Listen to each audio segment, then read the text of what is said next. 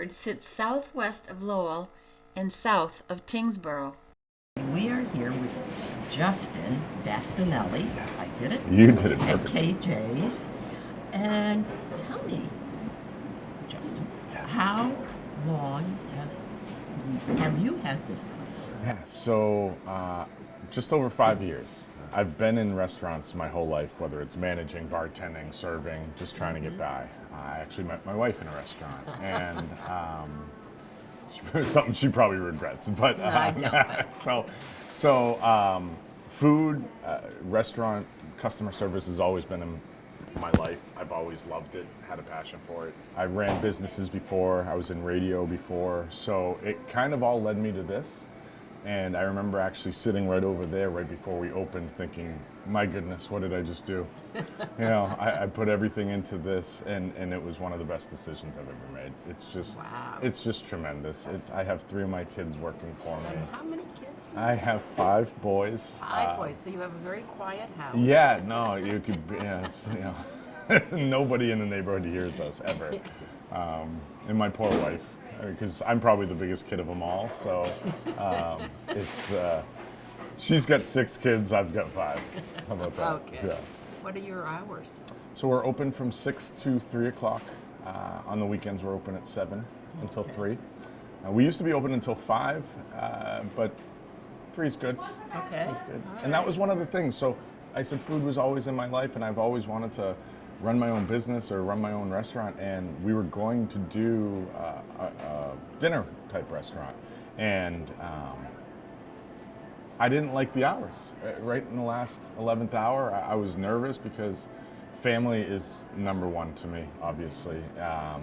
You know, I talk about the customers, the staff, my kids, family, everybody's family. So now you're family, by the way. Okay, we'll yeah. take So that. so welcome in. But if I was going to work at 2 or 3 o'clock in the afternoon, That meant. and I get home at 2 in the morning, I can't do that. Okay. And now I'm able to coach my kids. I'm able to have dinner with them. I'm able to be with them in their life, but more importantly, they're in my life.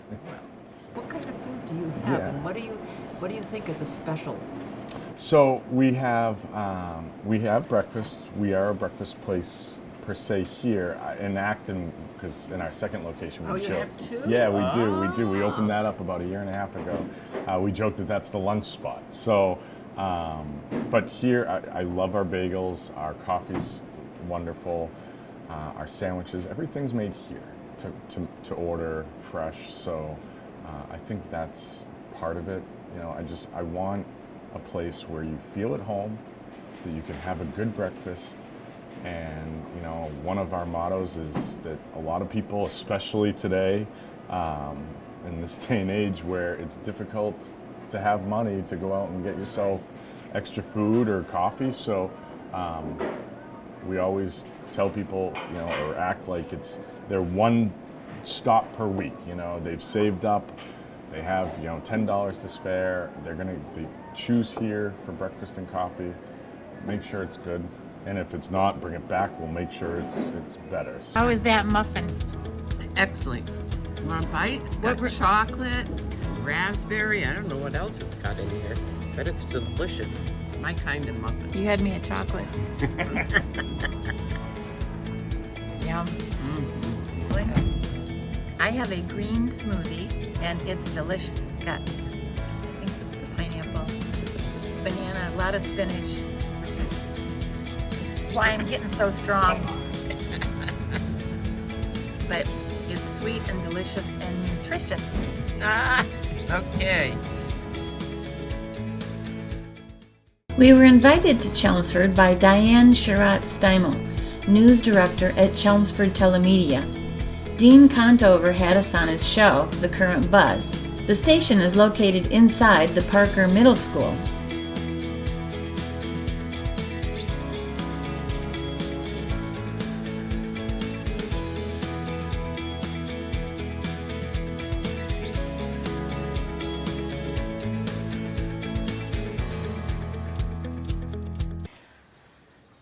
We are with Dina Peterson and Becky Warren, and they're both on the board of the Chelmsford Historical Society, and we're here in the Barrett Byam Homestead. So first of all, can you tell us, when was Chelmsford first settled and when was it incorporated? Well, first settled thousands and thousands of years ago by the Native Americans, of course. Eventually, in the 1650s, people started coming and settling here, one of which was John Eliot would come. He was the first Christian. He considered himself a minister, I think, Yeah. of the time. But he was here to convert the Native Americans to Christianity, and he had a very good rapport. And so I think Chelmsford, when the English settled here, they had a very good rapport with the Native Americans because Mr. Eliot was here already. Okay. But so it was 1655 when the king actually incorporated the town of Chelmsford. Okay. And what did Chelmsford look like then? Was there more land, or was it? Well, it was 6 square miles, the original. Okay. And then I think they wanted more land on the other side of the river, and John Eliot was advocating for the Native Americans, saying, you know, we have to set aside some that's just for them, that won't be encroached upon. And so the boundaries have changed a lot, but what is now Lowell and what is now Westford, both were completely in Chelmsford in the Okay. beginning, and the parts of Carlisle. Okay. Now, and so why did people originally come and settle in Chelmsford? Was it for farming or what was it? Well, there's a lot of natural resources here. It's right on the Merrimack River, the Merrimack and the Concord River, and there's the falls, the Pawtucket Falls, and there's like natural deposits of limestone and bog iron, and lots of streams and ponds for running mills and ice cutting in the ponds and things. So a lot of natural resources here. What do you say, Becky? It was getting too crowded in Woburn and In Concord. Woburn and Concord. It was so- getting too crowded, so they came out Okay. here. In 1655, right. Yes, yeah. But farming, your question, yes. Basically farming. agricultural base, but needing to build their homes and establish a community, you've got sawmills and grist mills and flour, other types of mills that are coming on the scene, and there's water power to run those. And so Chelmsford was known for that, to have those resources available. And as Okay. Dina said, you got limestone, which is for plaster and for building with bricks. And so with the development of... And there were clay deposits for the bricks. For the brickyard. So the whole Merrimack Valley, as it starts to grow, Chelmsford had the resources to help that happen. Excellent. So what period of time did that last, that kind of commerce, from when to when? Probably till after the Revolution. Okay. So the late 1700s. Yeah, so that was just a nice kind of quiet town for 120 so years. Mm-hmm. But they were farming, and they were going back and forth to Boston to sell wood and food and things like that. And then they would get imports from the port of Boston and bring them out here. So it was commerce between the two towns. We have quite a few firsts, actually, in Chelmsford, Oh. and one of which was the Middlesex Canal.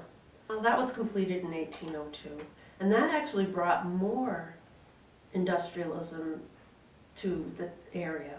Okay. Like the glass factory, that started up right after the canal. And there are remnants of that canal that are still around. Have you been to Billerica yet? Bill Ricca has. We haven't. When so- you go there, you go to the Canal Museum. Yeah, in that- Billerica. Oh, okay. Yeah. You wanna know? Right after you have canals, you started having railroads being built. The same investors are building railroads. Then the next big thing is Francis Lowell, who in England memorized how to build a cotton mill, came to America. They opened their first cotton mills in Waltham. Okay. And then after Mr. Lowell passed away, the two associates started building the mills in Lowell. They built their own little town, and then it ended up being annexed off of Chelmsford, and it became, and they named it Lowell after Mr. Francis Lowell. So you have that industrial revolution happening in the town of Lowell, later the city of Lowell. But Chelmsford still had resources to help with some of those mills getting built, which also meant for the farmers, they had markets to sell their produce, their extra produce too.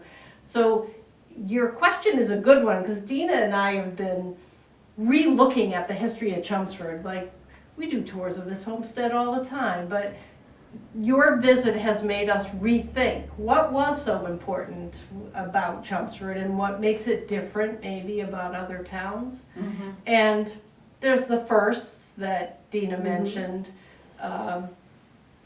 things like the Chelmsford ginger ale and the swords that were made here. A match factory, first place for striking a match, that was happened right down the here, street. right down the Yeah. street from here. So Wow. there are some firsts, but it's interesting that your own town isn't really a little isolation. It isn't an island. Yes. That other towns help make your town successful, and you help other towns. So Yeah, absolutely. it is interesting to think about the expanse of how things happen Right, over- exactly. over town. We're here with Michael, Jason Yep. at the Princeton Station. So tell me, how long has this been the Princeton Station? So it's been the Princeton Station since 2005. Before then, it was a few different places. It was most recently before that, it was a Jimmy's restaurant. Oh, okay. Before then, I'm not quite sure on the total history, but it was originally the Princeton Lounge, sometime Oh. around the 50s, I believe. Okay. So we did revert back to the original name. And you've owned it, your family, since 2000? So my father is one of the owners. He has a partner as well, but they've owned it since 2005. And it's quite a beautiful building. Was it originally a restaurant? Yes. Always been a restaurant. It wasn't always this large. Okay. They've added Added on to on. it. We haven't added on to it. We just added the patio on. When we were shut down for COVID, we added the patio on outside. But the place has been built onto over the years, and additions have been put on. And what kind of food do you serve here? So we do all American fare, a lot of seafood, steaks, sandwiches, pasta dishes, sautés, stuff like that. Okay, and I think you mentioned earlier to me you have lots of groups that sounds like come here. Yeah, we do a lot of functions, anything from showers, bridal showers, weddings. We do some mercy meals, unfortunately, but we do a lot of functions for the community. That's nice. That's very nice. And so, what's your special? What do you think is a specialty here? We're pretty known for our seafood and our prime rib, like mostly the baked seafood. So we do big haddock a lot, our scallops, things like that. Making me hungry. And your hours? We're open from 11 a.m. to 10 p.m. in the kitchen every day. The bar stays open till 11 during the week and midnight on the weekends. Oh, really? So, And we do entertainment Thursday through Saturday. what kind of entertainment? So we'll do a two-man band on Thursdays, and then we'll do typically a four-man band on Friday and Saturday. And that attracts a lot of people, Yeah. I'm sure. Yep. And where do they perform? So they do in the lounge area over on In the the other side lounge? there. Yep. Kind of like a community over here. We see it. We have a lot of regular customers, You and do. yeah, Yes. That's nice. yeah, a lot of people that really help us And move what's your forward. role? I know it's your dad's and the other owner. What's your role? So I manage out front during the week typically, and on the weekends I'm in the kitchen. I cook on Thursday, Friday, and Saturday nights, and drive the line. And was that your background? Yeah, I've been here 14 years. So right after I turned 14, started working here, and they put me in the dish room. And since then, I've basically worked my way up, and now we're here. Very good. Well, we're looking forward to the meal. Awesome. And What'd you end up getting? I got the haddock. Yeah. So Yeah, very that sounds- popular. Yes. Yeah. So I got the haddock, and it All right. sounds very good. Awesome. So thank you. Thank you. Okay. Whoa. Tell us what you have. I have. Look at this haddock. Oh, I've got the. And I have spinach and mashed potatoes, and a lemon to go on top. Looks good. Not only looks good, it is good. It's very good. Excellent.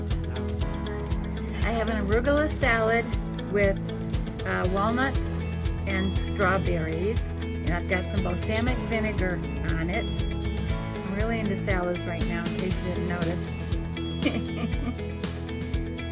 So, it's kind of like everybody knows what this tastes like, but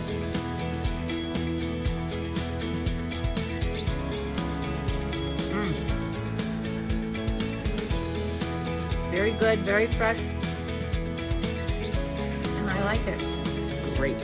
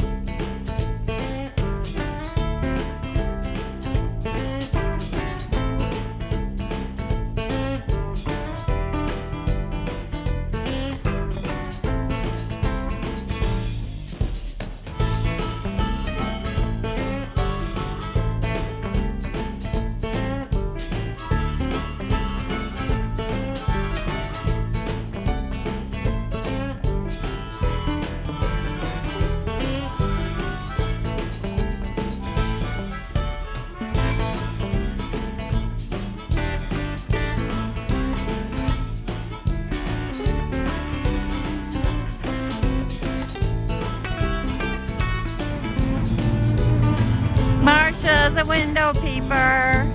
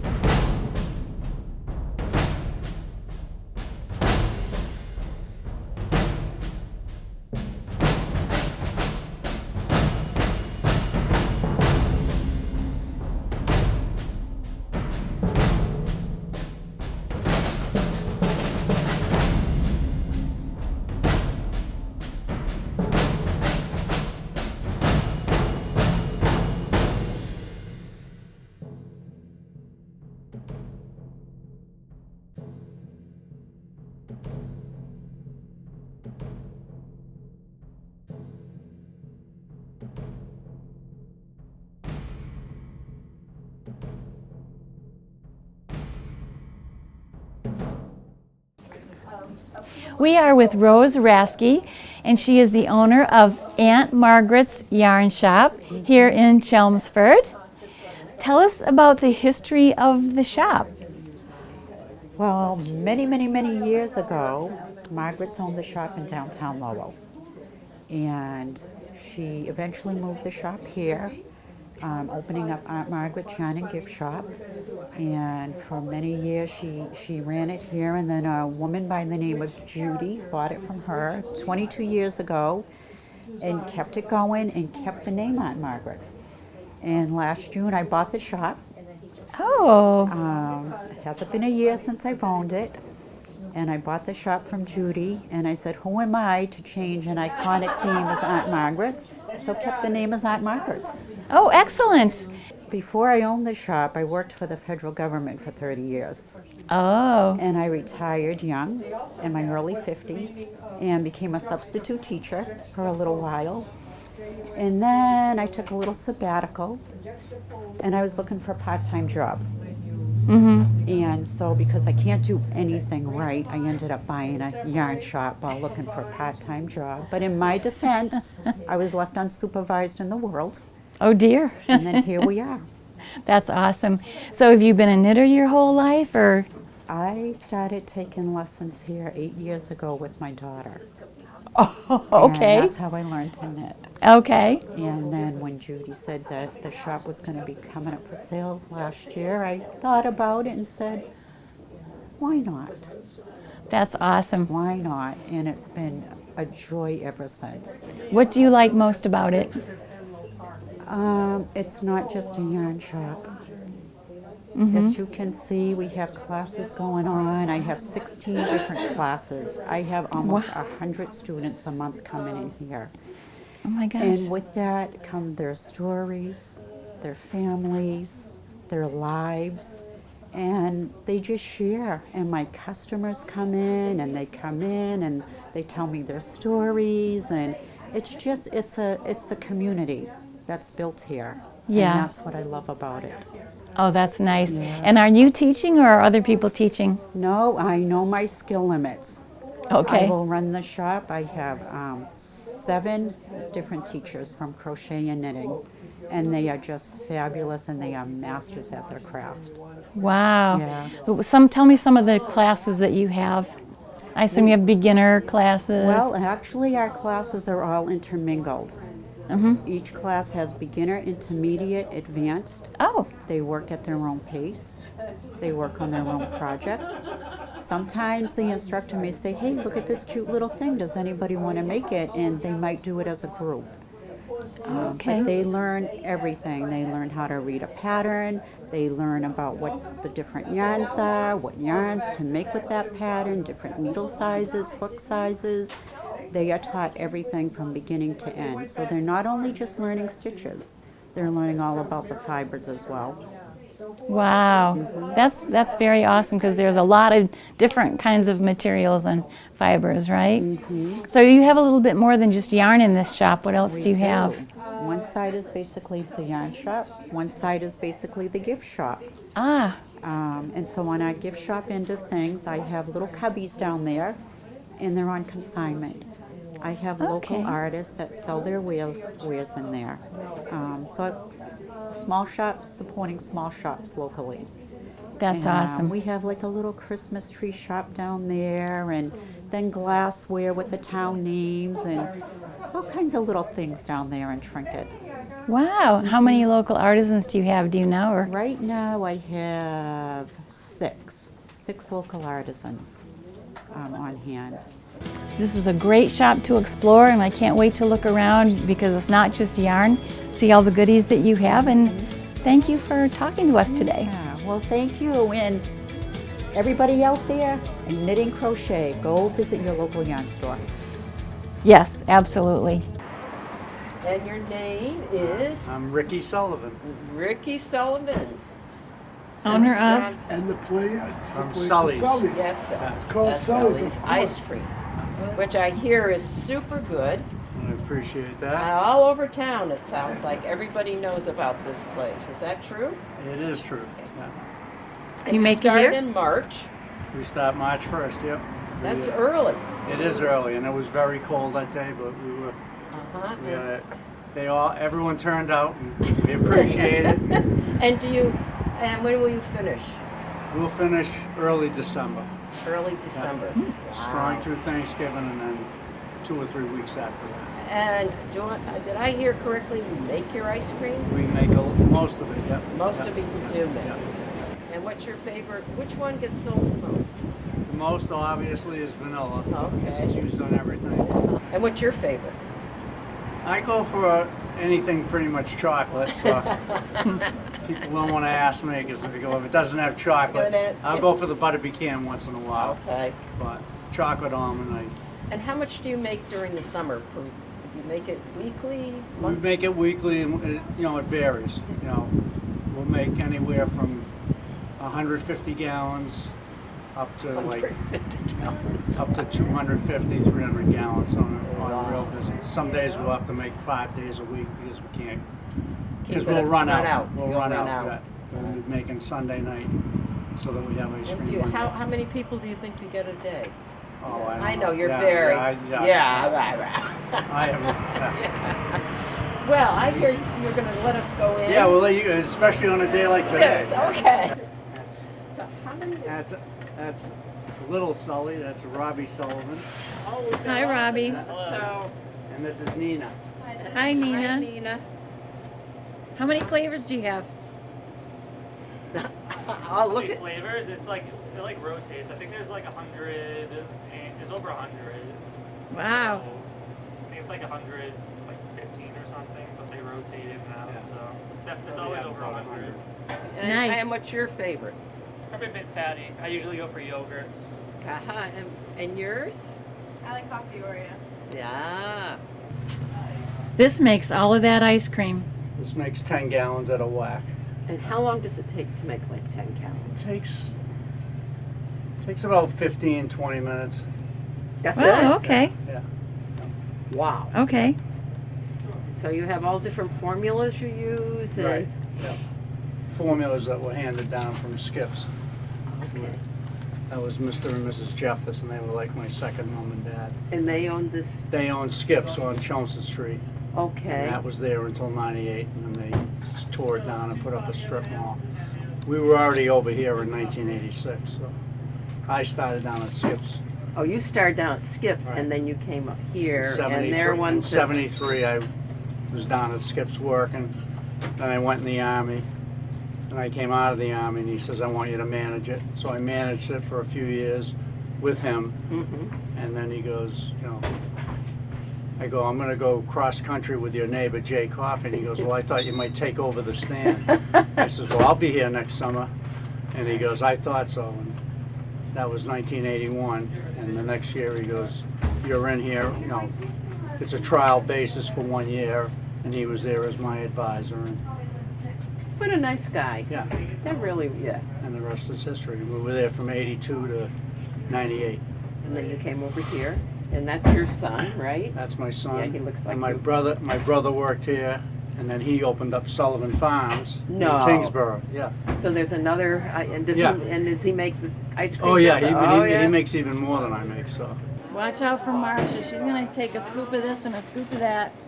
Oreo, chocolate brownie, cookie dough is very popular. My grandchildren love cookie dough. They really Exactly. do.